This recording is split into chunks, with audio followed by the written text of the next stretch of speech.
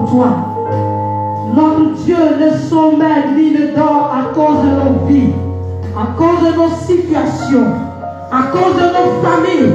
Quand il entend nos cris, quand il entend nos pleurs, à l'endroit d'un seul membre de nos familles, le Seigneur se voit en train de nous secourir, en train de nous venir en aide. C'est pourquoi ce matin, personne ne peut dire Dieu n'a rien fait pour moi, parce que je n'ai pas eu ce fiancé que j'attendais, parce que je n'ai pas eu cette grossesse que j'attendais, parce que je n'ai pas eu l'argent que j'attendais. Le seul fait que tu vives, c'est une grâce. C'est un miracle. C'est un grand miracle que tu sois encore en vie. Hier, d'autres sont partis. Même ce matin, pendant que tu es là, il y a des gens qui sont fermés avec des draps blancs. Ils sont en train d'être conduits dans des morts. Pendant que toi, tu es là et tu es en train de te plaindre, à dire que Dieu n'a rien fait parce que tu n'as pas pu manger. Je te dis, il y a un frère qui est en train d'être conduit à la mort. Il y a une soeur qui est couchée en train de crier, Seigneur, souviens-toi de moi à cause de mes enfants, à cause de mon époux. Pendant que tu es là, en train de regarder dans ta vie, est-ce que quelqu'un peut commencer à élever Dieu? Je voudrais que tu élèves ta voix. Je veux que tu élèves ta voix. Élève ta voix et adore Dieu. Je dis pendant que tu es en train de réfléchir, voir si Dieu n'a rien fait. Il y a un frère qui est en train d'être conduit à la mort. Il y a un frère qui vient d'avoir un accident. Il y a une soeur qui vient d'avoir un accident. Regarde, tu es en vie. Tu es en bonne santé. Élève Dieu. Élève Dieu. Élève Dieu. Tu as voyagé comme ceux qui étaient en train d'aller en voyage et ils ne sont pas arrivés à bon port. Tu as prêté un véhicule. Je ne sais de quelle ville à quelle ville, mais l'Éternel Dieu a été au contrôle de ce véhicule que tu as prêté jusqu'à destination. Tu es venu, tu es arrivé, tu allais trouver tes enfants, ta famille.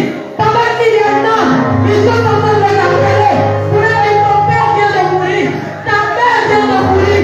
Oh, quel Dieu merveilleux, quel Dieu puissant, quel Dieu glorieux, quel Dieu digne, quel Dieu qui mérite.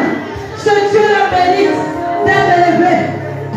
Sur le chemin de ton voyage, le pire pouvait arriver.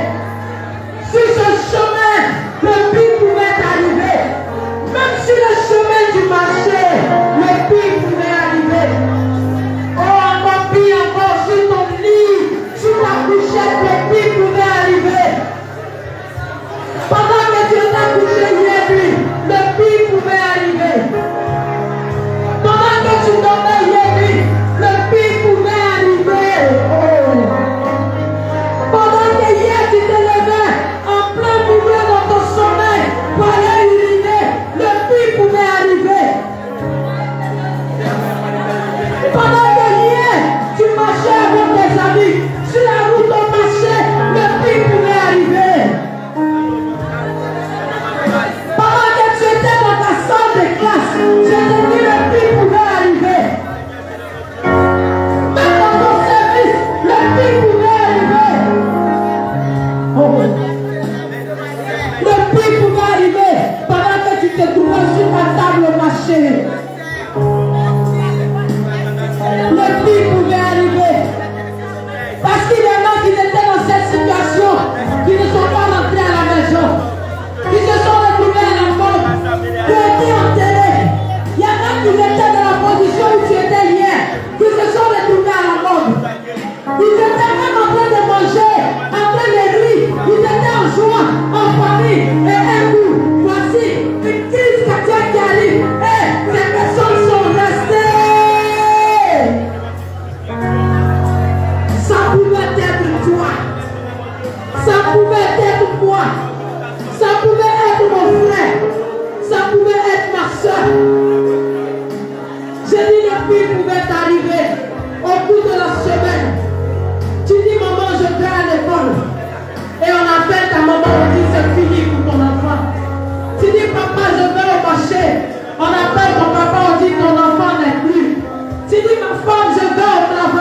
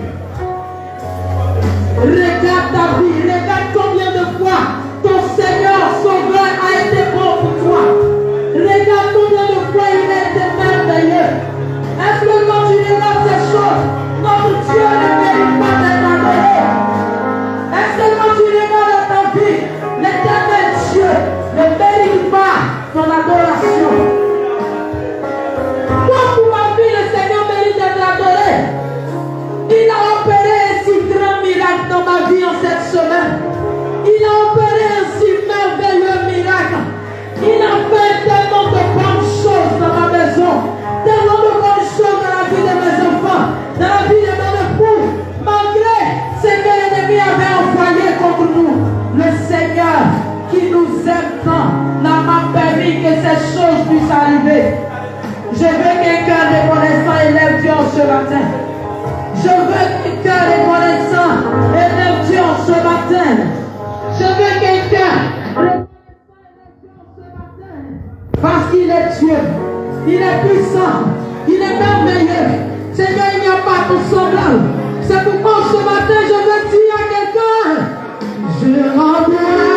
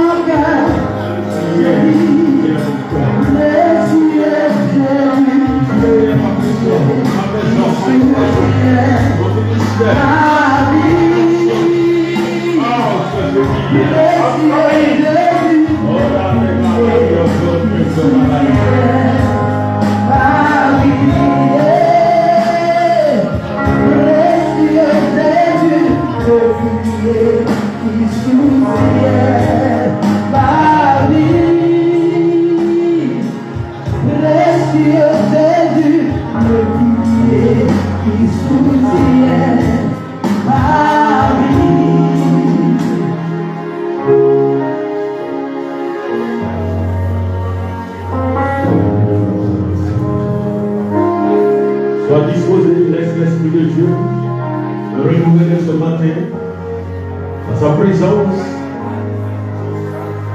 Et il sera avec vous et en vous. Pendant que tu es disposé, l'Esprit de Dieu est en train de faire un travail véritable dans ta vie, en train de faire un travail de fort dans ta vie. Laisse-le prendre le contrôle de ta personne ce matin, parce que c'est lui qui est le pilier, il est ta force, il est tout de toi. Et c'est lui qui veut que tu lui laisses la place pour qu'il travaille véritablement. Par ta propre force, par ta propre sagesse, par tes propres moyens, tu n'y arriveras pas. C'est pourquoi il veut que tu t'abandonnes entièrement à lui, afin qu'il puisse faire de toi ce qu'il veut.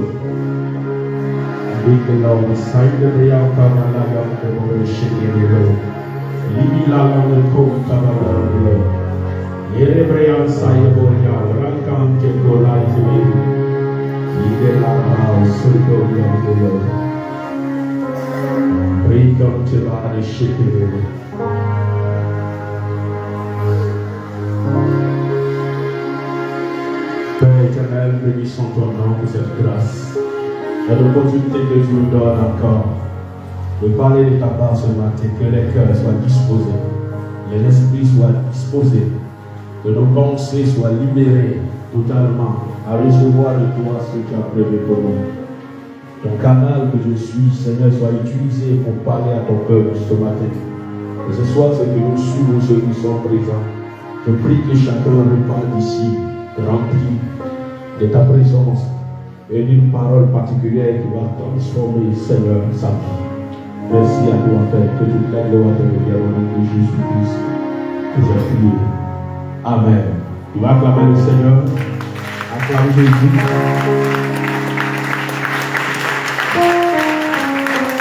Gloire à Jésus. Alléluia. On va s'asseoir. Que le Seigneur nous bénisse et la grâce de Dieu soit sur la vie de chacun de nous. Nous allons passer à l'écoute de la parole et je souhaite que chacun de nous soit disposé, bien positionné pour pouvoir écouter ce message. Et parce que Dieu a quelque chose à nous communiquer encore ce matin. Je dis encore parce que chaque fois que nous sommes assemblés, Dieu nous parle à travers ses dirigeants, à travers les moments prophétiques, la prédication, la prophétie, même par les conseils, plusieurs fois Dieu nous interpelle et nous parle. Et voilà, donc je veux que tu sois attentif ce matin. J'ai reçu ce thème au cours des semaines, de cette semaine-là, où je suis passé par quelques situations un peu difficiles sur le plan moral. Et quand le Seigneur m'a communiqué, quand je priais qu'il m'a communiqué ce message, et à la suite de cela, il me parlait clairement, il me disait que c'est ce qui fait qu'aujourd'hui beaucoup de personnes n'arrivent pas à être chrétiens. Aujourd'hui, beaucoup vont à l'église, mais beaucoup ne sont pas encore convertis. Plusieurs, vous voyez nos temples souvent les dimanches, les jours de culte, c'est rempli, mais peu vont avec le cœur. Beaucoup ne sont même pas encore des chrétiens, ils ne sont pas encore ce que Dieu voudrait qu'ils soient. Ils sont ce qu'ils veulent être. Et il y a des situations, parfois quand ça arrive même, ils abandonnent carrément. C'est le cas des persécutions. Ce matin, nous allons parler des persécutions. Voilà, nous allons lire un premier passage, Matthieu 10, à partir du verset 16 jusqu'à 35. Nous allons lire les paroles que notre Seigneur, pendant qu'il était sur terre, lui-même a eu à nous enseigner, avant de partir dans le cas de Timothée.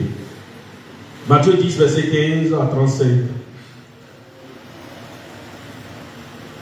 Bon, à partir du verset 16, voilà. Voici, je vous envoie comme des brebis au milieu des loups. Soyez donc prudents comme les serpents et simples comme les colombes.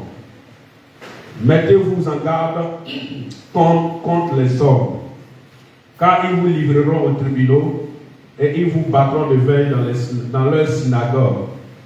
Vous serez menés à cause de moi devant des gouverneurs et devant des rois, au service de témoignage à eux et aux païens. Mais quand on vous livrera, ne vous inquiétez ni de la manière dont vous parlerez, ni de ce que vous direz. Ce que vous aurez à dire vous sera donné à l'heure même. Car ce n'est pas vous qui parlerez, c'est l'Esprit de votre Père qui parlera en vous. Le frère livrera son frère à la mort. Écoutez très bien. Le frère livrera son frère à la mort, et le père son enfant. Et les enfants se soulèveront contre leurs parents et les feront mourir. Vous serez haïs de tous à cause de mon nom. Mais celui qui persévérera jusqu'à la fin sera sauvé. Quand on vous persécutera dans une ville, fuyez dans une autre. Je vous l'ai dit en vérité, vous n'aurez pas achevé de parcourir les villes d'Israël que le Fils de l'homme sera venu. Le disciple n'est pas plus que le maître, ni le serviteur plus que son Seigneur. Il suffit au disciple d'être traité comme son maître et au serviteur comme son Seigneur. S'ils ont appelé le maître de la maison Belzéboul, à combien plus forte raison appelleront-ils ainsi les gens de sa maison? Ne les craignez donc point, car il n'y a rien de caché qui ne doit être découvert, ni de secret qui ne doit être connu, qui ne doivent être connus. Ce que je vous dis dans les ténèbres, dites-le en plein jour. Et ce qui vous est dit à l'oreille, prêchez-le sur les toits. Ne craignez pas ceux qui tuent le corps et qui ne peuvent tuer l'âme, Craignez plutôt celui qui peut faire périr l'âme et le corps dans la géhenne. Ne vantons pas deux passereaux pour un sou. Cependant, il n'en tombe pas un à terre. Il n'en tombe pas un à terre sans la volonté de votre Père. Et même les cheveux de votre tête sont tous comptés. Ne craignez donc point, vous valez plus que beaucoup de passereaux. C'est pourquoi quiconque me confessera devant les hommes, je le confesserai aussi devant mon Père qui est dans les cieux. Mais quiconque me réunira devant les hommes, je le réunirai aussi devant mon Père qui est dans les cieux. Ne croyez pas que je sois venu apporter la paix sur la terre. Je ne suis pas venu apporter la paix, mais l'épée. Car je suis venu mettre la division entre l'homme et son père, entre la fille et sa mère, entre la belle-mère et entre la belle-fille et la belle-mère. Et l'homme aura pour ennemi les gens de sa maison. Alléluia. Alléluia. Il faudrait que nous atteignions, notre esprit soit ouvert sur quelque chose pour mieux comprendre ces passages-là. C'est notre même Seigneur qui nous dit qu'il est venu pour nous donner la paix. Et dans les paroles de bénédiction, quand on dit shalom, que la paix du Seigneur soit avec toi, mais voici, il dit, ne pensez pas qu'il soit venu apporter la paix, mais l'épée, il dit la guerre, le feu, la tuerie. Ça ne veut pas dire qu'il est venu pour dire, je suis venu pour que vous vous tuiez. Non. C'est une image qu'il attend de nous dire. Et nous faire comprendre que celui qui est prêt à s'engager avec lui, il ne faudrait pas qu'il pense seulement que ce sera rose, ce sera le miel qui sera devant lui. Et que ton engagement va produire certaines choses autour de toi. C'est de ça qu'il était en train de nous dire. Le fait que tu sois en Christ ne fera pas de toi quelqu'un qui sera accepté partout. Beaucoup aujourd'hui se trompent. Beaucoup se disent que dès l'instant où je suis engagé dans le Seigneur, mes problèmes sont finis. Mes soucis sont terminés. À partir d'aujourd'hui, c'est fini, c'est terminé. Il faut te tromper. Il faut lire ce passage, tu vas comprendre. Il faut enlever ça de ta tête. Il a dit ici même, il va nous arriver où on sera obligé de fuir d'une ville à une autre. Et comme il sait qu'il y a plusieurs villes, il dit tu n'auras même pas le temps de parcourir toutes ces villes-là, et puis lui, il sera de retour. C'est une image. Tu n'auras pas le temps de fuir. Aujourd'hui, on te cherche à San Pedro, tu fuis, tu te retrouves à Soubre. À Soubre, on veut te tuer. À cause de Christ, tu te retrouves à comment on appelle, Uragayo. De Uragayo, on veut te tuer, tu te retrouves à Gaïwa. C'est biblique. C'est biblique. Toi, ta relation avec Dieu, là, le fait que tu sois déterminé à suivre le Seigneur comme il faut, ça va produire toujours des choses autour de toi. Il faut se mettre ça en tête. Après les paroles du Seigneur, nous allons partir dans ce que Timothée a dit. C'est là que nous allons tirer notre thème. 2 Timothée 3, verset 12. 2 Timothée chapitre 3, verset 12. Or, tous ceux qui veulent vivre pieusement en Jésus-Christ seront persécutés. Tous ceux qui veulent vivre pieusement en Jésus-Christ seront persécutés. Dans le terme, tous ceux qui veulent vivre pieusement en Jésus-Christ seront persécutés. Ce que nous devons comprendre, on a compris déjà, regardons déjà tous ceux. Aujourd'hui, s'il y a certains qui ne veulent pas être persécutés, donc ils choisissent des raccourcis. Ils prennent des chemins selon eux-mêmes leur propre gré. Or, tous ceux qui veulent vivre pieusement en Jésus seront persécutés. Quand toi tu es chrétien, que tu t'engages dans la voie du Seigneur, même toi en tête que les persécutions aussi seront avec toi. Si tu te mets en tête d'enlever le côté persécution, tu ne pourras pas suivre le Seigneur. C'est pourquoi aujourd'hui, en tant que prédicateur, nous devons comprendre. Oui, ma mère, il faut m'accompagner. Pourquoi en tant que prédicateur, nous devons comprendre que on ne va pas à l'église seulement parce qu'on veut être béni. On ne va pas à l'église parce qu'on recherche telle chose. On ne va pas à l'église parce qu'on veut un bien-être sur terre. Parce qu'on veut avoir un travail. On veut avoir un mari. On veut avoir une femme. On veut avoir une vie aisée.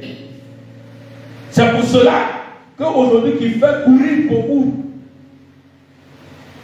Mais après la parole que nous avons écoutée, concernant ce que le Seigneur disait, nous venons aussi à Paul qui parlait à son fils Timothée, qui est un message qui nous concerne aujourd'hui. Or, tous ceux qui veulent vivre pieusement d'abord, ça veut dire que quelqu'un qui veut vivre dans les normes de la chrétienté, dans les règles que la Bible nous instruit, ce qui est conforme à la parole de notre Seigneur. C'est-à-dire, si tu veux obéir textuellement, si tu veux marcher réellement comme un enfant de Dieu, il sera persécuté.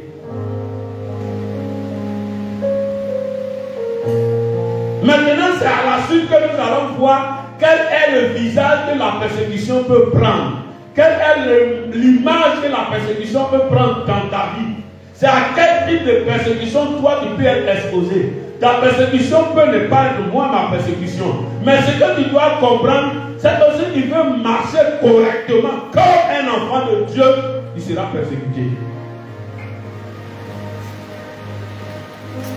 Si toi dans ta marche chrétienne, il y a certaines choses, certaines attaques, certaines pressions qui ne viennent pas de toi, il faut toi-même être inquiet. Ce n'est pas parce que tu pries assez, ce n'est pas parce que tu es posé, ce n'est pas parce que je ne pense même pas que ta position spirituelle puisse atteindre l'aide des apôtres. Autant il y en a qui ont été décapités. Paul a été décapité. Pierre a été crucifié la tête en bas. De tous ces disciples-là, je vois ces gens qui sont morts d'une mort naturelle. Eux tous, ils ont été tués. Ta foi est plus grande que pour eux? Non. La seule différence, c'est que leur époque est différente de la tienne. Mais dans notre époque, les pressions sont plus spirituelles. À leur époque, c'était encore plus physique parce que l'église venait de naître, les gens ne comprenaient rien de ce qui se passait. Mais étant donné que toi, tu es dans un pays laïque où toutes les religions sont acceptées, tu arrives à exercer ta foi comme tu le veux. Mais ça ne veut pas dire que les persécutions ne viennent pas vers toi. C'est pourquoi quand j'ai pris les paroles du Seigneur ici dans le livre de Matthieu, quand il disait, il dit, il est venu mettre l'épée. C'est pas la paix, il est venu pour mettre la division entre le Père et son Fils. Entre la belle-fille et la belle-mère. Comprenez par là que quand l'un de ceux que je viens de citer est converti déjà et que l'autre ne veut pas, est contre sa conversion, il va sentir qu'il aura des répressions. Il aura des pressions. Il aura des situations. Il aura des attaques.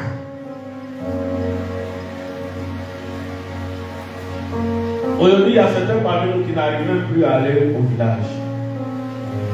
Il y a certains parmi nous, quand ils vont, ce qu'ils faisaient avec certaines personnes, ils ne peuvent plus les faire. Parce qu'il y en a même, le diable même est prêt à toucher des personnes pour qu'ils soient empoisonnés. C'est pourquoi, quand j'ai commencé à lire le passage, il a dit, soyez prudents. Soyez prudents.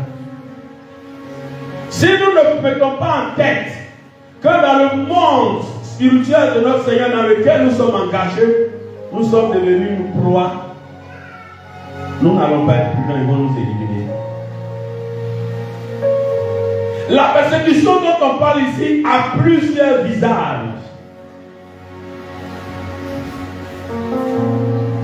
L'ennemi peut passer par ton mari. L'ennemi peut passer par ta femme. L'ennemi peut passer par ton enfant.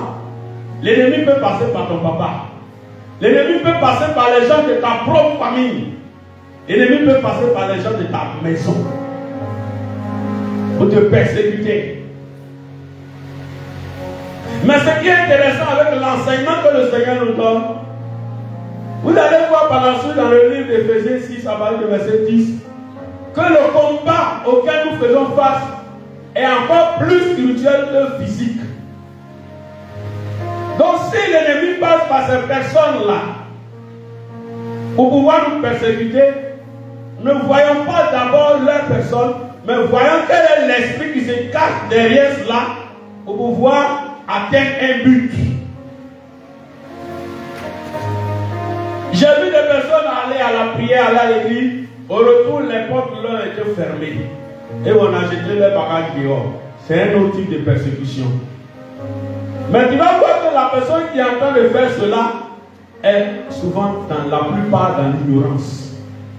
Parce que si la personne savait en réalité quel est le chemin que ce dernier vient d'emprunter, il n'allait même pas jeter ses bagages, mais il allait le suivre.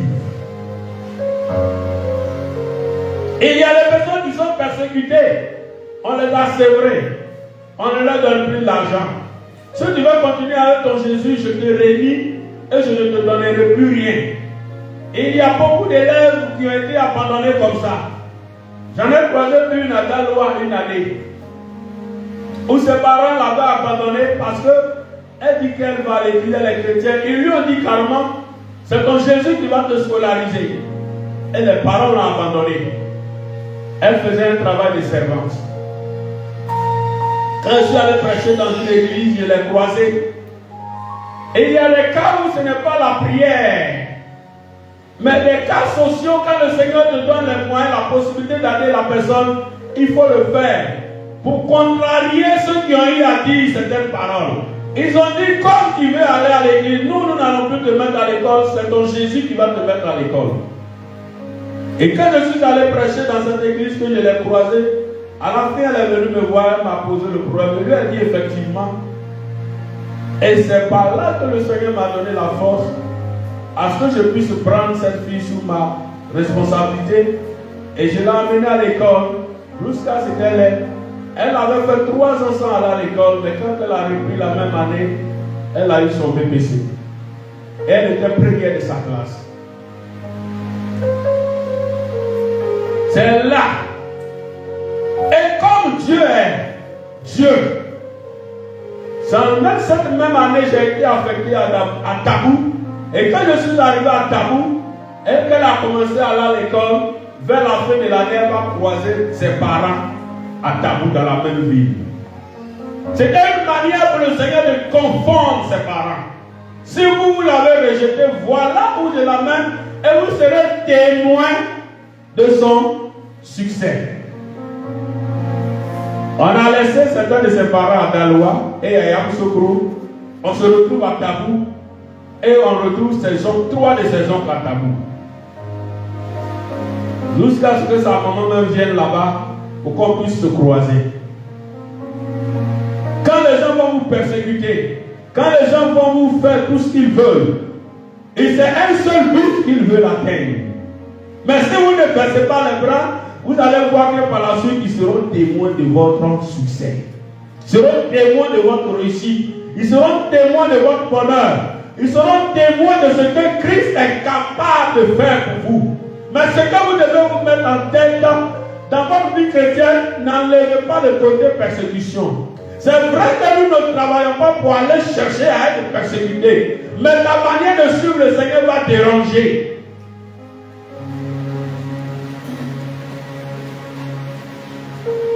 Cette année, on sort beaucoup. Chaque mois, on sort pour l'évangélisation. Chaque mois. C'est bon. Le Seigneur est réjoui. Le monde, le royaume de Dieu est réjoui. Mais le monde des ténèbres est mélangé. Et plus nous travaillons pour le Seigneur, plus il sera persécuté. Mets-toi en tête. Moins tu feras pour Dieu, moins l'ennemi va te persécuter. C'est pourquoi certains préfèrent. Aujourd'hui, je connais certaines communautés qui préfèrent. Ils peuvent faire 1 an, 2 ans, 3 ans, sans même sortir pour aller faire une évangélisation. Ils gagnent les âmes par le nom de la communauté. C'est pourquoi j'ai l'habitude de vous dire, ne vous sentez pas inférieur à quiconque ou à quoi que ce soit. Soyez heureux de ce que le Seigneur a mis en vous pour travailler. Parce que vous savez comment vous descendez dans la boue. Vous savez comment vous descendez dans le noir. Vous savez comment vous descendez dans la brousse pour aller chercher des âmes pour le Seigneur. Aujourd'hui, il y a certaines communautés qui n'ont pas besoin d'aller évangéliser. Mais le simple fait qu'ils existent, ça fait peut-être plus de 100 ans. Et les gens connaissent par le nom. Quand des personnes arrivent dans la ville, bon, je suis de telle assemblée, est-ce qu'il n'y en a pas dans une ville? Immédiatement, ils commencent à y aller.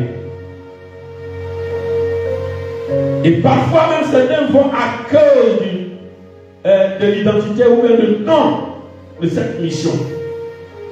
Mais toi tu sais comment tu te bats, toi tu sais quel est le sacrifice, toi tu sais ce que tu fais pour aller gagner des âmes. Et ce sacrifice que tu fais quotidiennement va faire que le diable va commencer à te détester. Il va te persécuter. Il va utiliser toutes sortes de moyens. Il peut utiliser ton mari, comme je l'ai dit. Il peut utiliser ta femme. Il peut utiliser tes enfants. Il peut utiliser des cas de maladie prolongée. La Bible, il n'est pas dit qu'on ne tombera pas malade. Puisque nous sommes tous toujours partis. Il va travailler. Le corps physique s'épuise, tu t'épuises. Il va sentir que tu peux avoir des excès de fatigue jusqu'à aller à des maladies. Mais il y a des cas de maladies prolongées. Il y a des situations qui sont interminables dans ta vie. Plus tu travailles, plus tu avances, plus cette situation demeure. Ça peut être une persécution cachée. Ton célibat prolongé peut être une persécution cachée. Parce que le diable sait que si tu laisses facilement entrer dans un foyer, tu seras stable. Il va plus courir derrière les garçons, il va plus courir derrière les filles. Donc, il faut te maintenir dans ce célibat-là. Travailler à te maintenir dans ce célibat, c'est une persécution voilée. Et il va faire en sorte que tu ne puisses pas avoir cette possibilité de t'engager 1 an, 2 ans, 3 ans, 5 ans, 10 ans. Et il y a des cas, ce n'est pas normal. Dis à ton voisin, ce n'est pas normal.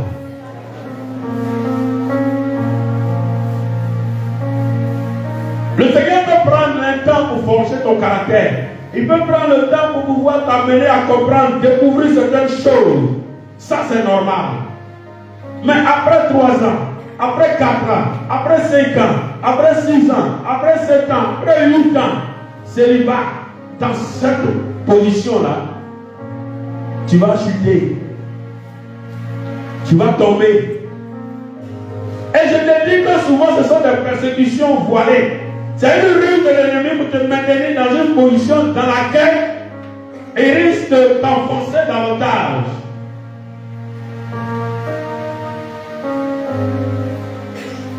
Tout simplement parce que tu as accepté de marcher avec Jésus.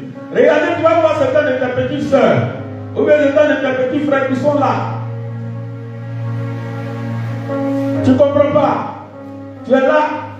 Tu as l'impression que tout se passe facilement avec eux. Mariage, toi-même, tu cherches avec Tos. En pleine journée, tu as le Tos. Tellement tu as envie de ça. Il y en a même qui ont ça et puis qui s'amusent. C'est comme une femme qui cherche un enfant et puis on voit des gens. Ils ont des enfants et puis tu les vois comme tu es. Tu es mélangé et puis tu te dis, mais Dieu même là, souvent il fait des choses qu'on ne comprend pas. Souvent nous on en voit. La mère est là et puis l'enfant se lève seul, l'enfant s'en va traverser la route seul. Et puis elle est là, elle est là, elle est fâchée. Il faut se dire même c'est fini. Pendant que des gens sont en train de se tuer pour chercher.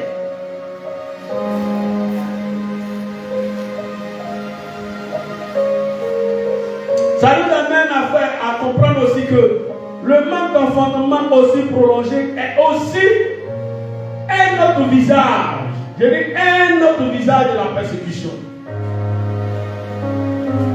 Parce que tant que tu vas demeurer dans cette stérilité entre griffes, moralement tu seras perturbé. Tu vas te poser des questions, mais Seigneur, pourquoi au lieu de te consacrer à la prière, tu seras plutôt à un moment en train de pleurer sur ton sort. Si tu n'as pas une foi assez équilibrée pour savoir que ta priorité doit être le ciel, arrivé à un certain moment, tu vas commencer à baisser les bras. C'est ce qui fait qu'aujourd'hui, notre assemblée, il y a souvent, les gens sont obligés de courir derrière les miracles. Quand on dit tel homme, il prie, tu fais enfant, il prie, tu gagnes travail, il prie, tu arrives à te marier. Tout le monde est riait, on s'en va. Sans chercher à savoir d'où la personne détient ce pouvoir, d'où la personne détient cette puissance-là qui te fait rentrer dans ta bénédiction entre griffes. Parfois, le nom, on entend 100% exaucement. Dieu ne fait pas 100% exaucement. Bien, alors même qu'il peut faire 1000% exaucement. Mais Dieu ne fait pas 100% exaucement. Non. Dieu ne te donnera pas tout. Dieu te donnera ce dont tu as besoin.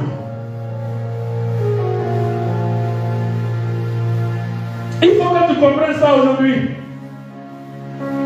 Si tu te mets en tête que tu es venu à l'église, Dieu va tout te donner. Dieu va tout faire dans ta vie. Tu vas abandonner le Seigneur. Il faut que je te dise cette vérité-là. Ou bien dans le cas contraire, tu seras obligé de courir derrière les féticheurs. Des soi-disant hommes de Dieu déguisés. Et tu vas aller derrière eux. Tu vas recevoir tout.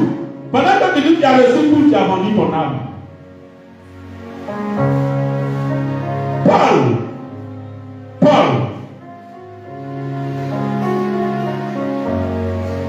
2 Corinthiens 12, 7 à 10. 2 Corinthiens 12, 7 à 10.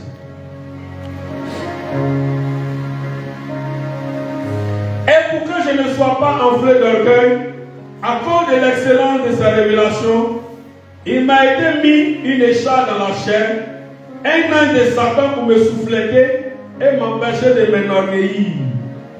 3 fois, j'ai prié le Seigneur de l'éloigner de moi. Et il m'a dit, ma grâce te suffit, car ma puissance s'accomplit dans la faiblesse. Je me glorifierai donc bien plus volontiers de mes faiblesses, afin que la puissance de Christ repose sur moi. C'est pourquoi je me plais dans les faiblesses, dans les outrages, dans les calamités, dans les persécutions, dans les détresses pour Christ, car quand je suis faible, c'est alors que je suis fort. Paul était malade. Il n'a pas dit le Seigneur, il dit un ange de Satan. Il a souffleté quelque chose. Il avait un mal. Il dit il a prié 3 fois que ce mal-là s'éloigne. Et voici la réponse que Dieu va lui donner. Ma grâce te suffit.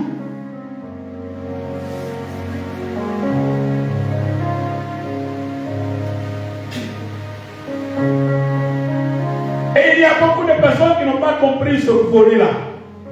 Quand la persécution vient sur une certaine forme, ils se disent qu'ils ne sont pas approuvés par Dieu. Si je n'ai pas encore fait d'enfant, c'est parce que je ne suis pas approuvé par Dieu. Si j'ai tel mal encore, alors que j'ai pris le mal de S, c'est parce que je ne suis pas approuvé par Dieu. Ce n'est pas forcément le cas.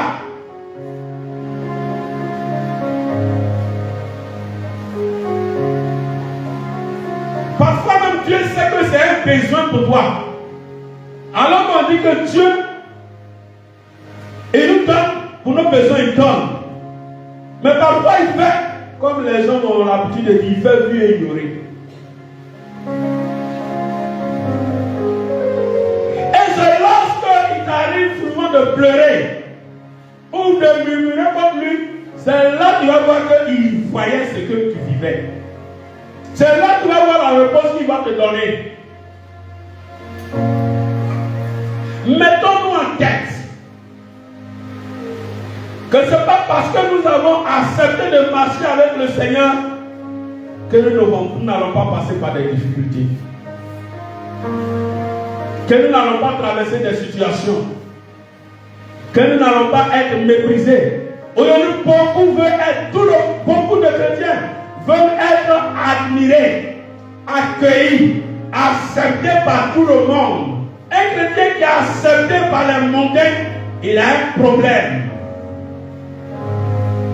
Un chrétien qui est acclamé par le monde des ténèbres est un agent déguisé. Ça veut dire que tu fais la fierté. Quand tu vas travailler et tu vas déranger le monde des ténèbres, il ne faut pas t'accepter. Arrivé à un certain moment, les guerres qui te sont livrées seront des guerres ouvertes. Comme ils ont commencé avec la revue ça depuis un moment. Aujourd'hui, quand on va au programme même, souvent ils envoient des agents pour venir s'asseoir là physiquement pour écouter ce que nous allons dire, pour prendre ce qu'il faut pour aller nous combattre avec.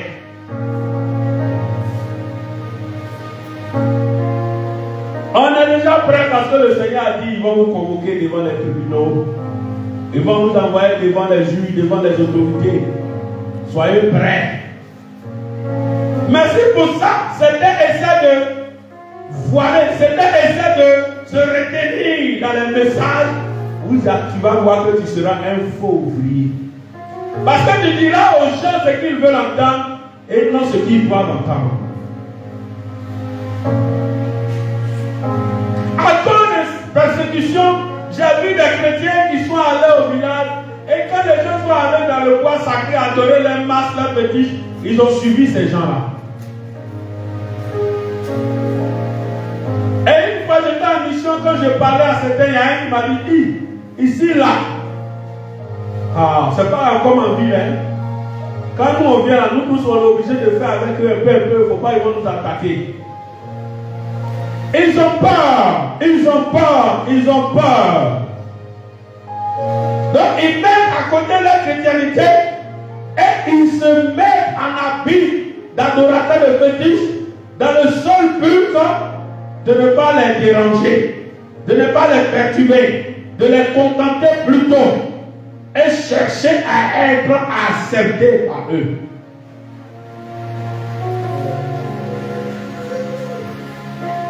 Et il est arrivé des fois où on a vu certaines mamans encourager les filles dans les bras de certains garçons pour qu'elles rapportent de l'argent à la maison, pour qu'elles rapportent quelque chose à la maison. Ça, c'est une autre forme de persécution. Quand la fille vient abandonner cette vie de débauche, elle va abandonner cette vie de débauche, elle est privée de nourriture. Elle est privée d'affection. Celle qu'on adulait, qu'on acclamait, qu'on acceptait, elle commence à être délaissée, abandonnée, persécutée. Toi, tu fais quoi ici de bon? Tu nous apportes quoi? Il y a tes camarades, il y a ta copine à côté là. Avant-hier, là, on a envoyé un iPhone 55 à son papa. Ils sont venus donner une voiture neuve. Toi, tu es là. Moi, je ne sais même pas pourquoi il est venu au monde même. Tu ne me racontes rien. Si c'est bon là, pourquoi toi-même tu ne vas pas faire aussi?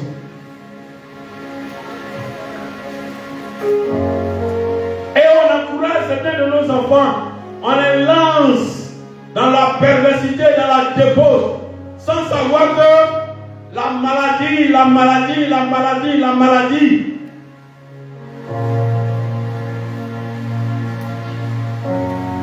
Je causais une fois avec une prostituée.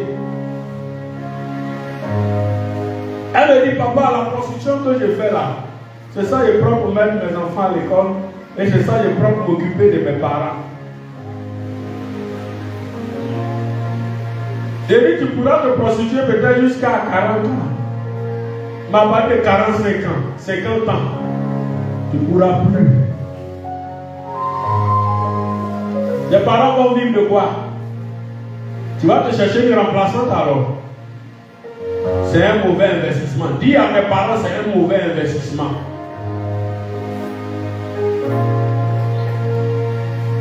Et tu vois, chaque fois qu'elle accepte de délaisser, quand ses parents l'appellent, qu'elle n'arrive pas à aller envoyer quelque chose, il commence à se plaindre. Ça, c'est une autre forme de persécution. Mais il faudrait que tu mettes en tête que ton engagement à Jésus va te déranger toujours.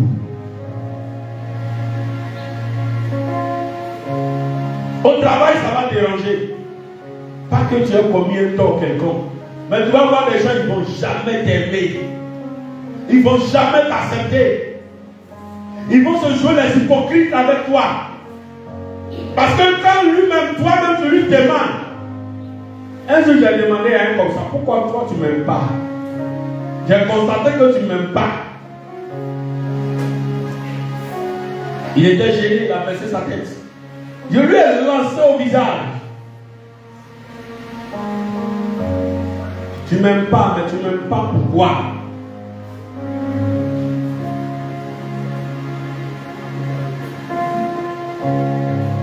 C'est un officier et je lui ai posé cette question-là.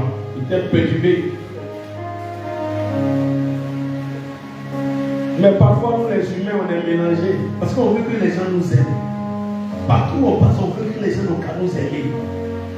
Copines, il y a des copines, il y a des soeurs, il y a des frères, il y a des patrons, il y a des trucs. Tout ce qu'ils me demandent, même si ça va contre ma foi. Souvenez-vous de Daniel.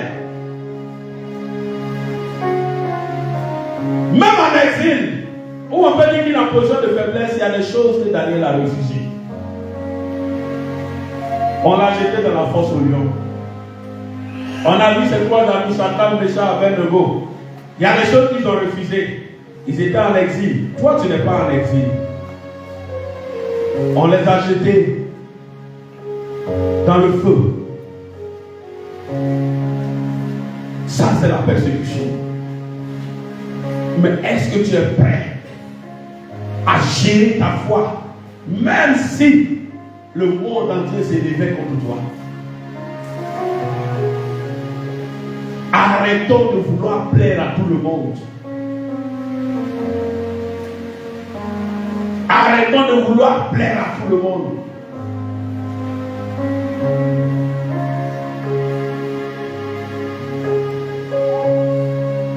Souvent on arrive à croiser des femmes. Moi j'ai été persécuté. Où il y a une famille qui m'a dit que si tu veux vivre avec notre fille, il faut arrêter d'être chrétien, sois musulman. C'est une persécution. C'est Maria qui veut, non. C'est femme qui veut, non. On regarde ta faiblesse. Et puis on te met une pression. Tu regardes le mariage, la femme, et puis tu regardes Jésus qui est là. Ou bien tu regardes le mariage, ton homme, et puis tu regardes Jésus qui est là. Tu vois l'homme là, il brille. Tu vois la femme là, elle brille. Elle a les mains brillantes à lèvres. Elle avait fait ses cheveux. Elle est le modèle que tu veux. Et puis tu vois à gauche. Et puis tu vois Jésus à droite. Tu dis, Seigneur, il n'y a pas de balance, il faut le laisser. Toi-même, je peux te connaître après. On ne sait jamais. Je vais partir et puis je vais la ramener. Nous donc cela avec toi, quoi. Tu viens de le régner. Tu ne mesures pas l'acte que tu viens de poser. Et puis comme on reçoit toujours selon nos œuvres, tu vas voir qu'il y a un tel foyer là. Ça n'ira pas loin.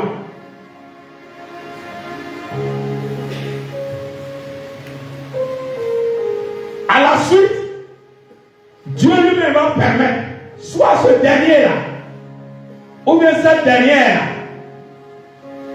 pour laquelle tu t'es engagé et que tu as abandonné le Seigneur.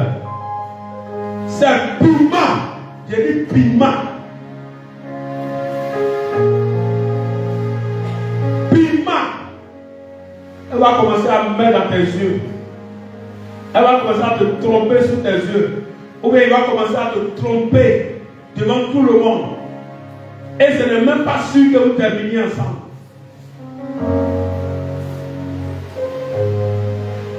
Quand j'ai commencé ma vie chrétienne, il y a une soeur que j'encadrais comme ça.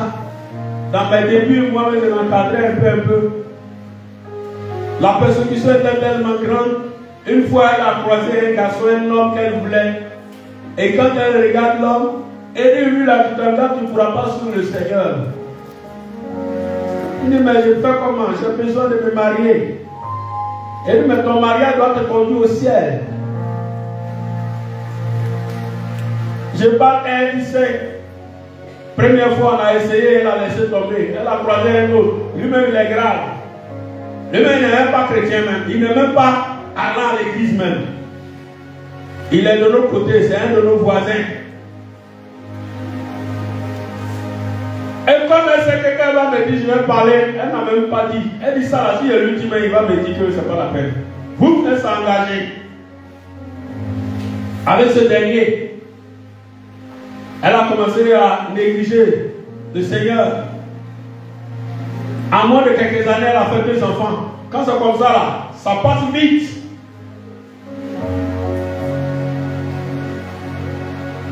Un jour, je suis là, elle m'a appelé. Elle me donne ton numéro, elle dit, je n'ai même plus de téléphone. Ah là, c'est compliqué.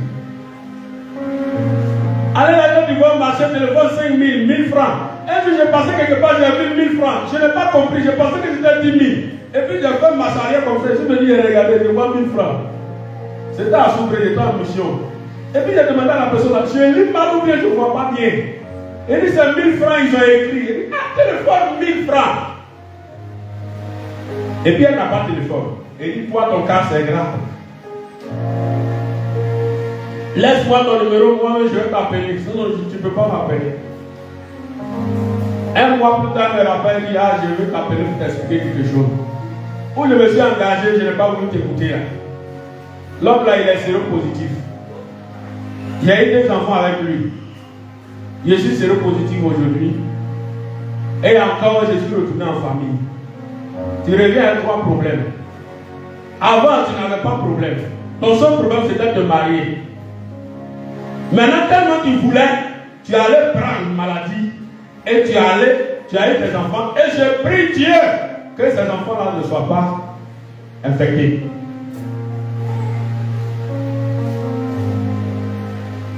Et le contact, jusqu'à aujourd'hui, elle a coupé le contact parce que j'ai tout fait. Je n'arrive plus à être en contact avec elle. Parce qu'elle est découragée d'elle-même.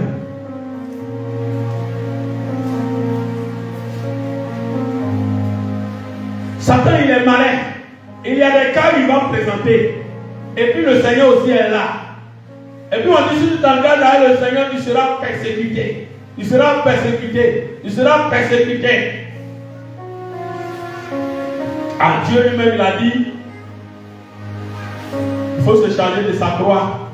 Ça là, c'est ma croix. Si elle l'a laissé, ou bien si elle fait ceci, si elle fait cela. Faisons attention. Tous ceux qui veulent vivre pieusement en Jésus-Christ seront persécutés.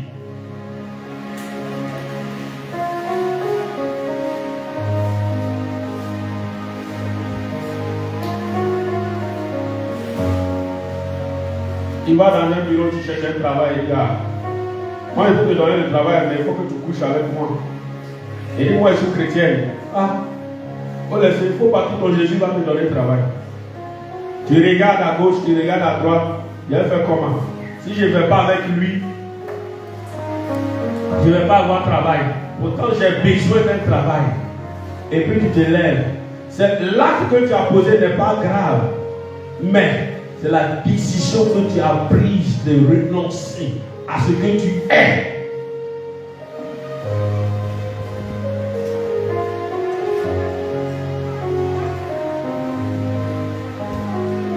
Quand je suis parti derrière cette femme-là pour faire la dot là, où on me dit d'être musulman là, et ils m'ont dit, c'est pas grande chose.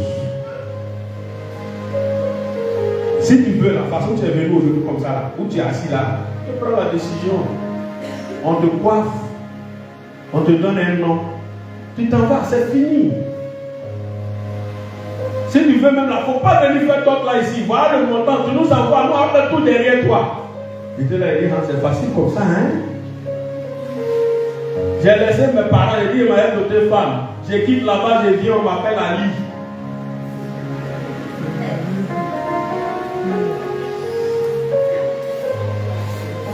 Et quand on te présente la chose de façon facile. Où tu es assis là, le temps de coiffer, tout ça là, on te donne un nom, tu t'en vas. Il faut partir, tu vas voir, tu vas voir l'argent, elle va te trouver là-bas. La dernière parole, je leur ai dit que si j'accepte ce que vous êtes en train de dire, d'ici 2 mois, votre fille sera veuve, et puis moi, je serai mort. Souvent, quand le diable te présente là, il te présente quelque chose de facile. Mais c'est la décision, ce n'est pas l'acte de me coiffer qui a le problème, mais c'est la décision de renoncer à mon Jésus. C'est ça qui est le problème. Pourquoi nous ne pouvons pas accepter de souffrir jusqu'au bout pour le Seigneur? Pourquoi nous ne pouvons pas accepter d'endurer tout à cause de lui?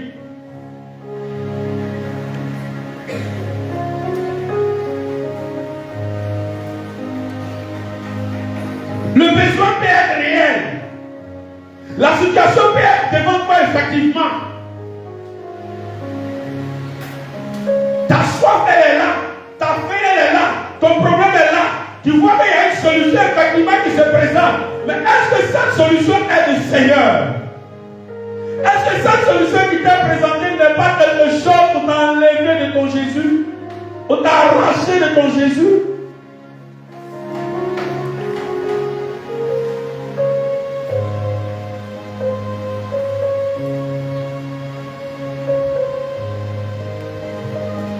Est-ce que ce que les gens sont en train de te présenter, ce n'est pas un appât?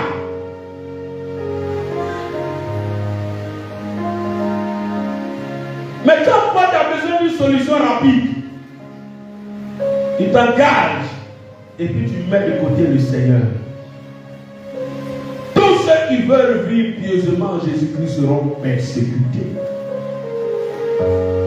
Tu peux être rejeté. Tu peux être abandonné.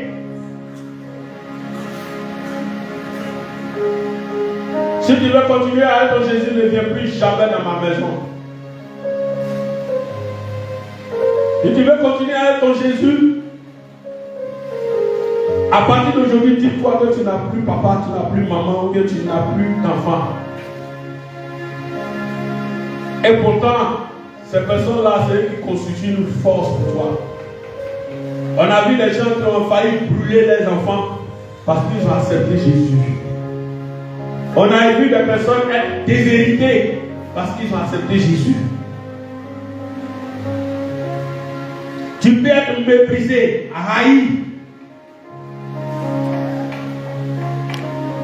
Tu peux même être chicoté, blessé, emprisonné à cause de Jésus. Les gens vont se moquer de toi. Ils vont te traiter de gaou. Ils vont te traiter de la personne qui ne connaît rien.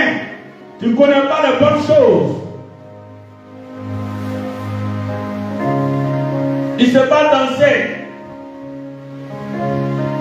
Tu ne sais pas faire ceci. Tu n'es pas à la mode. Tu n'as pas de style.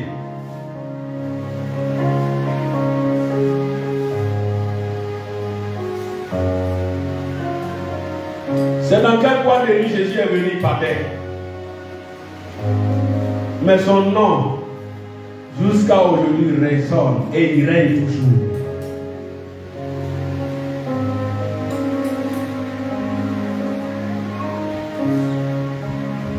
Toi, si tu ne vas pas dans boîte de nuit, soit si tu ne vas pas dans maquis, toi, si tu n'es pas dans les choses du monde, quand tu pètes, c'est toi qui es là-bas.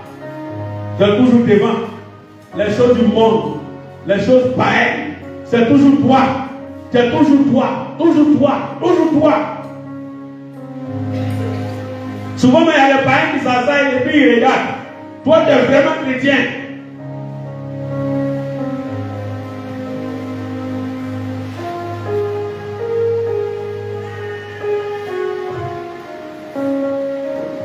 J'étais dans un service. Et puis un jour, ils ont dit, on doit faire une sortie. Et chacun vient avec sa go.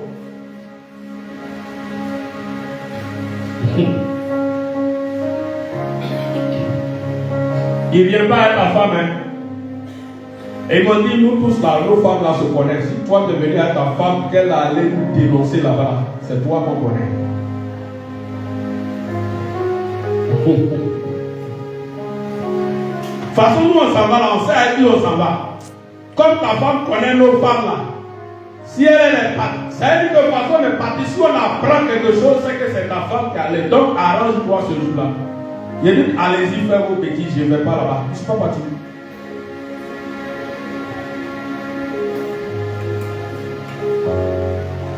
Tu vas voir qu'ils vont commencer à se méfier de toi.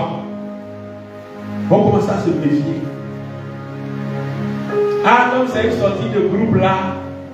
J'étais dans un groupe WhatsApp. Il y a deux groupes. Il y a un groupe des amis et puis il y a un autre groupe d'amis encore. Quand j'ai le premier groupe d'amis sur lequel j'étais, je lisais les commentaires, les gens postent les images. Et quand une personne poste sa photo, les gens commentent. Il y a une dame qui avait posté sa photo, les gens ont commenté.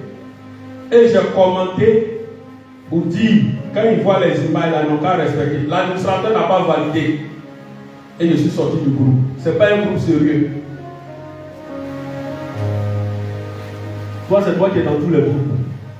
Et ce groupe-là, il prévoyait une sortie à Yopougo, une grande sortie. Il y en a même qui commentaient, ah, on va se tuer là-bas.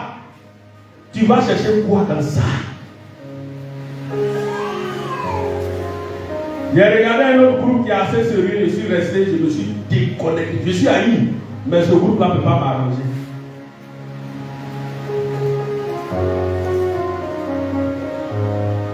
Souvent, vous êtes dans des groupes où les gens font des bêtises. C'est pourquoi je donne cet exemple. Je suis haï, mais ce groupe-là, moi, ne peut pas m'arranger. Je pensais les aider. Mais quand j'ai fait ce commentaire qui n'a pas été validé, administrateur, tout, c'est des perdus. Tu ne peux pas changer ces gens-là. Eux, ils vont te changer. Combien de groupes WhatsApp aujourd'hui ne sont pas dessus? C'est la débauche. C'est des bêtises. Et puis on est dessus. C'est pas comme c'est le travail. Je suis obligé. Tu ne peux pas les changer qui dessus. Ils ne vont rien te faire.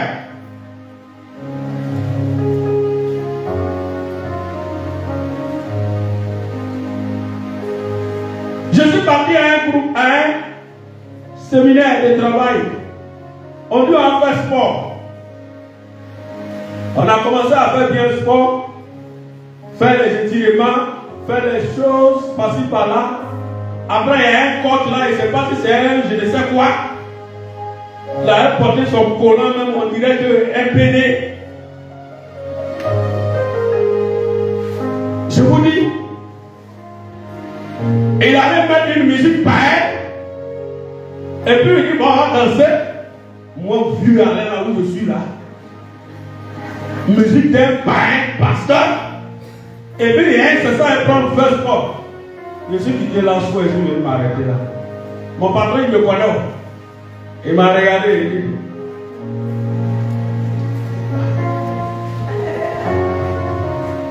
on s'est parlé à les gestes. Il sait que ça là, je ne vais pas rester dedans. Ça se passe dans le temps où je suis en train de danser, musique de païen là. C'est quelle musique ça?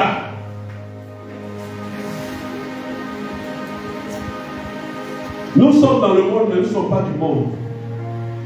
Il y a des choses là, quand tu sais où ça s'en va là, ça va t'entraîner loin là, sors dedans. Mais on a peur des persécutions. Je pouvais dire ça là, je ne vais pas là, mon patron va dire que ceci, cela. Il connaît ma foi, il connaît ma rigueur. Il sait que je n'allais pas terminer. Dès l'instant où le gars est venu avec mon magnéto, il a déposé, il a mis son truc, ils ont commencé la danse, je ne sais si c'est sport, si c'est obscénité ou quoi. Je suis quitté dedans. Quand on faisait FCB à la formation militaire, on n'a pas de musique.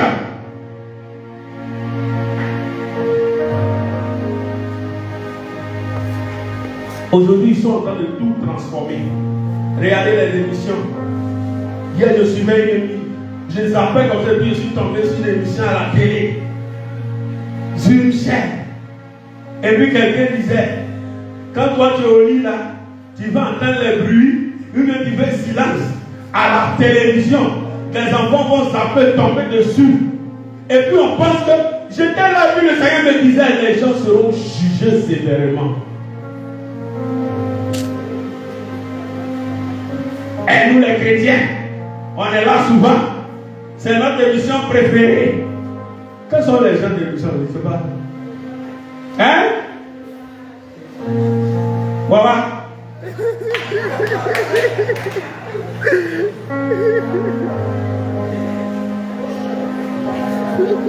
Je ne sais pas si c'est le match ou bien je ne sais quoi. Hein? Le vrai match. Il y a beaucoup de chrétiens qui vont aller en enfer à cause de ces bêtises-là.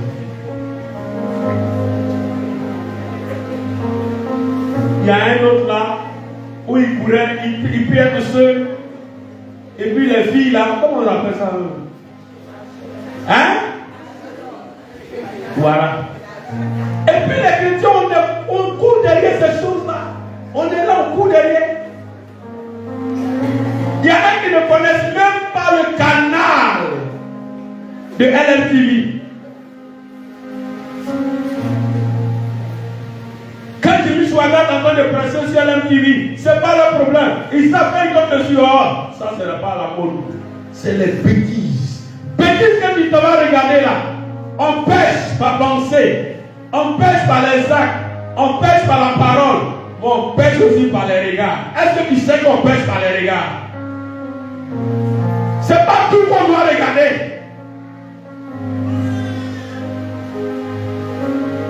Et on est dans cette bêtise là.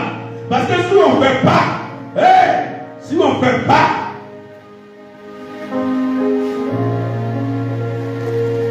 une fois j'ai croisé un secrétaire, il dit, mais pourquoi tu t'habilles comme ça pour venir au travail?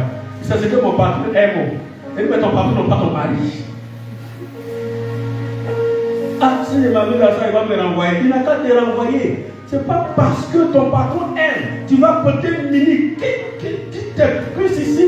Et puis, tu t'apportes toute ta poitrine dehors parce que ton patron se sert de toi pour se rincer un seulement les yeux et puis aussi pour attirer la clientèle. Tu deviens une prostituée.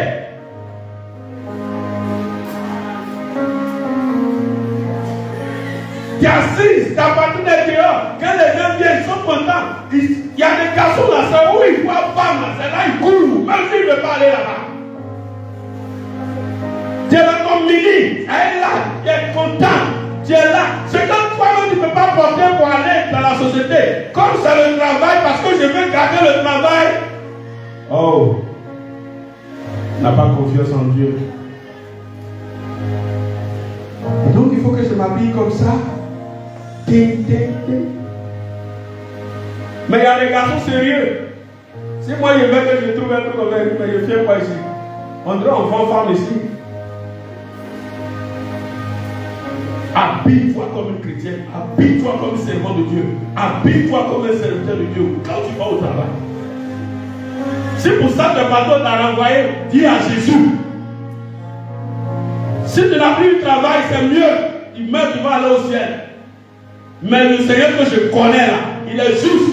Il va te trouver un travail où les gens vont te respecter, où les gens vont t'accepter.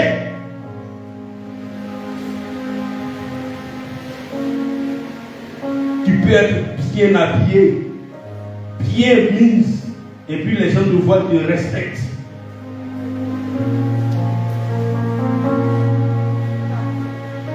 Voilà ceux qui ont effectué la formation militaire, ils connaissent. Souvent quand les assureurs là viennent pour nous faire adhérer aux assurances là, ce n'est pas les garçons qui viennent, hein. Les garçons sont derrière et puis ils saisissent les jeunes filles. Toi tu es en formation commune de base, quand tu vois femme là, les yeux brillent. Il y a d'autres qui ont signé des assurances à cause de femmes. Lui-même ne sait pas qu'il est en train de signer.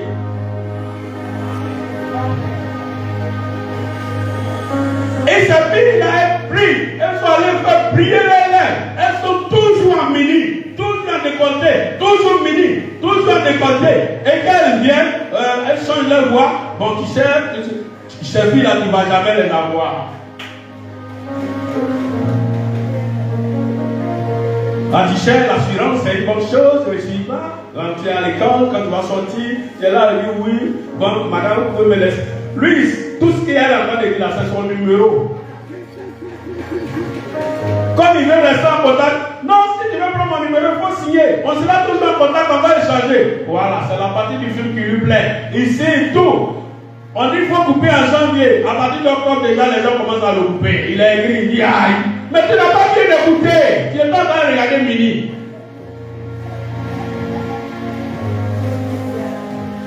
Tu n'as pas bien écouté. Et après, il s'est plaint, il dit, mais c'est en octobre, en janvier, on devait me couper. Pourquoi on me coupe en octobre? Elle t'a dit, mais tu n'as pas écouté. Tu ne voyais pas clair. Et on tombe dans ces choses-là en tant que chrétiens. Et puis nous-mêmes, il y a des chrétiennes aussi. Comme ça pour gagner la clientèle, c'est Jésus qui bénit. Tu n'as pas besoin de te mettre nu pour aller gagner un client.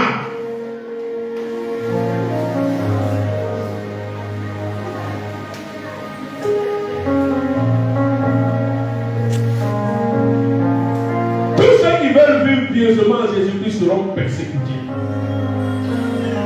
Nous sommes des modèles de la société.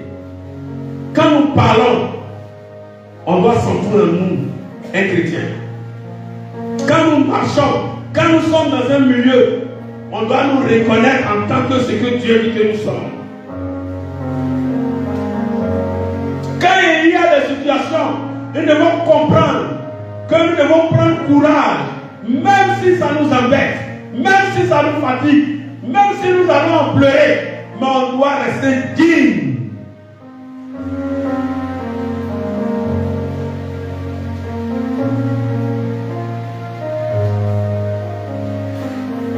Et il prenait courage. Car j'ai vécu le monde. Jean 16, 33. Tu peux perdre des avantages. Tu peux perdre certaines faveurs. Tu peux perdre des amis. Tu peux perdre des parents. Tu dois par la sagesse chercher à tout faire pour les récupérer, pour les ramener. Mais si pour la cause de Christ, il persiste, il ne faut pas baisser les bras, il ne faut pas abandonner ton Jésus pour ça.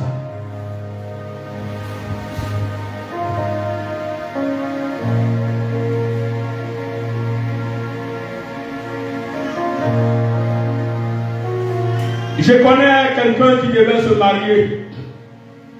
On lui a dit, si tu veux te marier, il faut que tu sois musulman. Parce que notre fille, elle est musulmane. Il s'est marié des années plus tard, il a eu des enfants avec. Et quand le Seigneur m'a dit, dis-lui, il est mon serviteur, qu'il revienne à moi. Je suis parti, il lui a dit, Dieu dit que tu es son serviteur, reviens à lui. Lui et puis sa femme, ils ont souri. Il dit, mais nous, on est déjà engagés quelque part. Il dit, Dieu dit que tu es son serviteur. La dernière fois, je suis parti, quand il l'a vu, il dit, depuis que tu es venu, tu m'as donné le message, moi et ma femme, on ne s'est plus jamais senti bien. Tout récemment, cette dernière est décédée. Femme pour laquelle tu as abandonné le Seigneur, elle est décédée. Tu fais quoi? Tu continues dans la religion, tu reviens à Jésus, tu reviens maintenant en Zassa.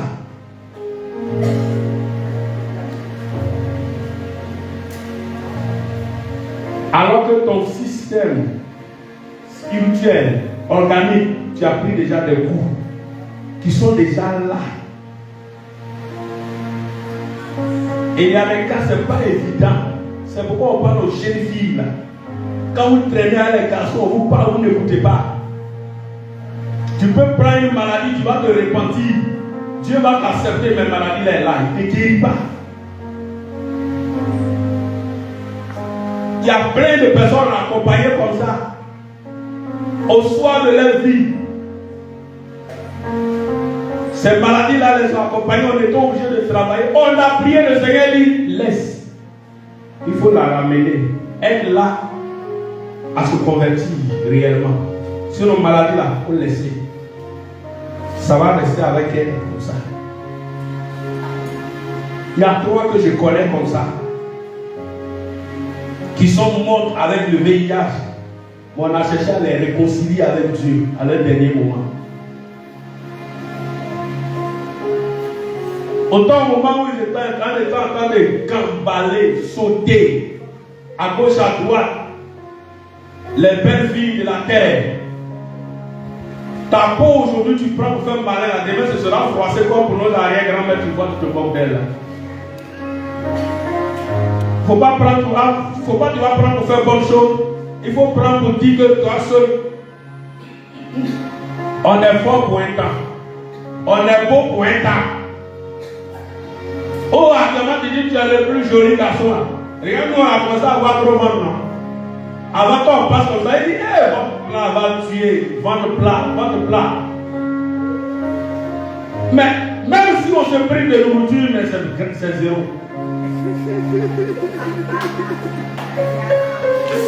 Les jeunes garçons là, actuellement, c'est les temps, ils sont là.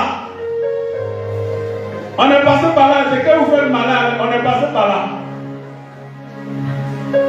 Mais pendant que tu es jeune, pendant que tu as cette forme, pendant que tu as cette santé là, c'est là que tu dois faire la paix avec le Seigneur.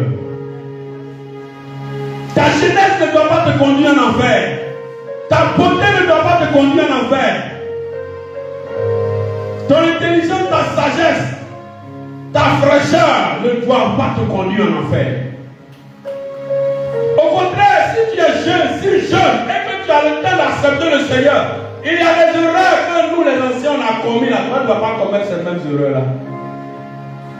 Et il y a des trous dans lesquels nous sommes tombés. Toi, tu ne vas plus tomber dedans.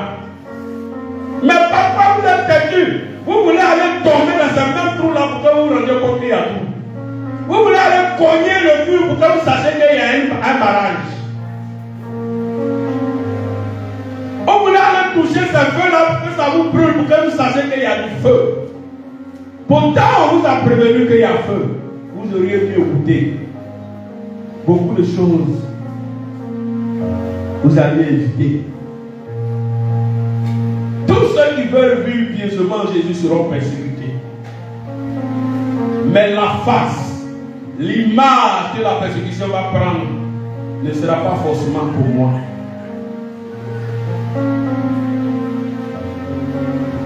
Mais dans tous les cas, ne laisse aucune persécution prendre la place du Seigneur dans ta vie. Devant la persécution, il faut prendre courage.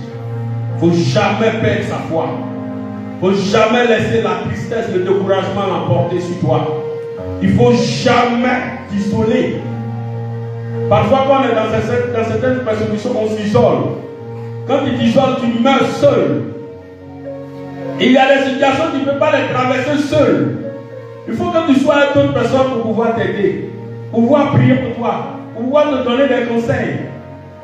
Parce qu'il y a des cas où tu ne sais que faire. Dans cette semaine, je suis passé par des situations où je ne sais quelle décision il faut prendre. J'étais obligé de poser des questions. J'ai dit à celui-là, qu'est-ce qu'on doit faire? Qu'est-ce qu'on doit faire? Qu'est-ce qu'on doit faire? Mais si tu es isolé, quelle décision tu vas prendre?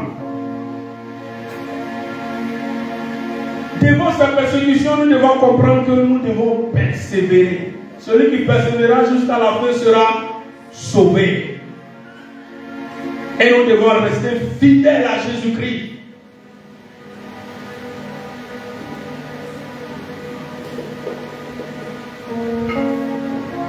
Le Seigneur me parlait d'une maman un jour et puis il me disait, dis-lui que son organisme est déjà touché, mais qu'elle travaille plutôt à gagner le ciel.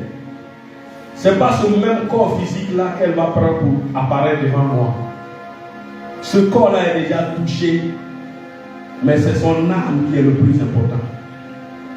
Tu peux être handicapé, tu peux être malade,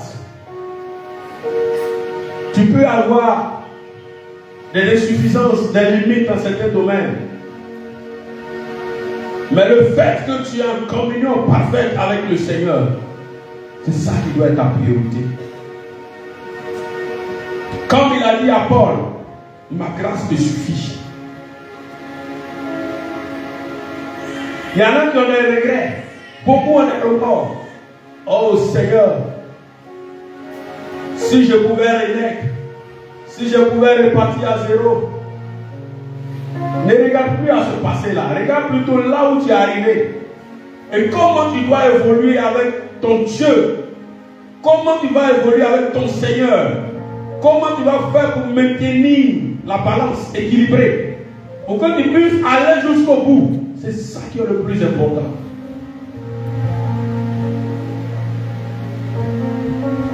Afin de t'apitoyer, afin de t'attrister, afin de te lamenter, afin de pleurer sur ton sort, le diable risque de te faire des propositions.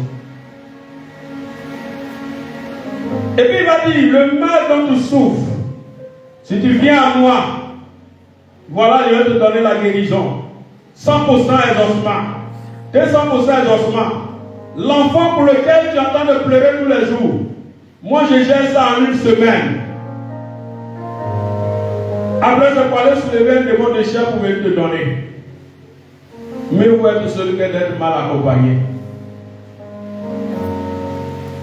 Le mari pour lequel tu souffres, tu pleures tant, et pour lequel tu es prête à tout sortes de sacrifices, eh bien, il faut laisser. Moi, je vais te gérer. Je vais t'emmener quelqu'un. Et tu te retrouves dans certaines situations où tu ne sais si tu es marié ou tu n'es pas marié. Arrivé à un certain moment, toi-même, on te demande, tu dis, ma relation, elle est compliquée. Sûrement marié à quelqu'un, et puis la personne t'abandonne, vous êtes légalement, et puis il est ailleurs. Il est marié à une autre personne, et puis toi, tu es là seul, tu ne sais pas dans quoi tu es. Toi, tu es chrétienne, tu ne peux pas te lever pour aller faire n'importe quoi, mais tu es dans une certaine position. Faisons attention, sachant que notre Seigneur nous a appelés pour le ciel, et nous a appelés pour le salut. Les choses terrestres là, c'est secondaire. Et il n'est pas dit qu'il n'est pas capable de nous aider, de nous donner ces choses-là. Mais il veut que nous mettions l'accent sur notre communion avec lui. Que nous l'aimions et que nous le mettions au devant de toutes choses. Quand on dit Jésus, nous sommes premiers, nous sommes engagés. Et ne laissons jamais quelqu'un ou quelque chose prendre la première place dans notre vie, au détriment de notre Seigneur. Quand tu prends Matthieu 22, verset 37, le premier et le plus grand commandement, il dit, tu aimeras l'Éternel ton Dieu de tout ton cœur, de toute ton âme, de toute ta force. Et le second qui vient au verset 39, tu aimeras ton prochain comme toi-même. Si tu ne mets pas l'amour que tu as pour le Seigneur au devant des choses, tu vas l'abandonner. Et parfois c'est pour des miettes, parfois c'est pour certaines choses éphémères, passagères, des choses terrestres. Et tellement on est fatigué des railleries, on est fatigué des moqueries, on est fatigué de certaines choses, on se laisse maintenant et on abandonne notre foi. Regardez quelque chose que j'ai vu avant-hier. On dit maintenant ils sont en train de fabriquer des robots. On prend la semence de l'homme et puis de la femme, et puis ce sont ces robots-là qui vont porter les grossesses 9 mois. Cultiver où c'est-à-dire que ce sont ces robots, on prend ta semence, les deux semences, et puis je ne sais pas comment ils font. Et puis ces robots-là, tu vas porter. Bon, un enfant que le robot va porter 9 mois. Quand il va naître là, il va naître comment? Les gens ne savent pas qu'il y a une connexion entre l'enfant et la mère depuis le sein. C'est une connexion. Maintenant, pour le robot là, il communique quoi à l'enfant? Il y a certains chrétiens, quand ils vont voir ça, tellement ils veulent l'enfant. Mon mari, allons, on va donner, le robot là va faire. Les acheteurs de l'huile dans le car, tellement ils sont découragés. On dit voilà l'huile qui vient d'arriver. Israël direct, sans escale. Quand tu prends là, enfant là, ça vient en même temps. Quand tu prends là, mariage là, ça vient en même temps. Quand tu prends là, ta situation, ça se décante en même temps. Ouh! Acheteur de lui, donne-moi un bidon, donne. Le gars, il a fini, il descend à gagne-moi, il dit, hey, mon marché, Dieu merci, ça a marché aujourd'hui. Tu allais acheter des huiles démoniaques, d'après mon professeur, un master Eli, ce sont des huiles démoniaques. Quand tu vas venir devant un pasteur, il sera obligé de te délivrer avec ton huile. Et on est d'accord avec ces choses-là. Il faut que nous quittions dans ces choses-là. Parce que nous avons un grand Dieu. Il ne nous abandonne pas, quelles que soient les circonstances. Tu as un mal, tu as un souci, tu as une situation. Prends la peine de présenter au Seigneur. Présente-le lui. S'il t'a dit, laisse. Il sait quand je vais faire, laisse. Il faut croire à sa parole. Mais ce n'est pas pour ça que tu vas te laisser attirer par les vautours. Ce n'est pas pour ça, à force d'être humilié, à force d'être rabaissé, il va aller chercher des solutions rapides. Dans la solution rapide se trouve la mort rapide et l'enfer rapide. On va se tenir debout. Tu vas mettre la main sur ton cœur. Tu vas prier pour toi-même. Tu vas demander au Seigneur de se souvenir de toi par rapport à ce message. Afin que devant les persécutions, devant les situations, que tu ne puisses pas abandonner, mais que tu puisses persévérer, que tu prennes courage, que tu ne perdes pas ta foi et que tu puisses rester fidèle à Jésus. On prie le Seigneur.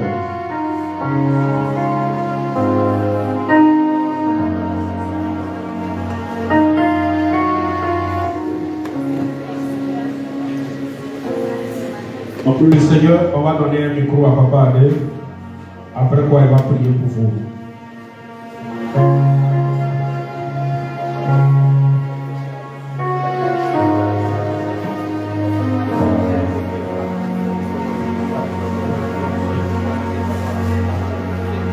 Seigneur,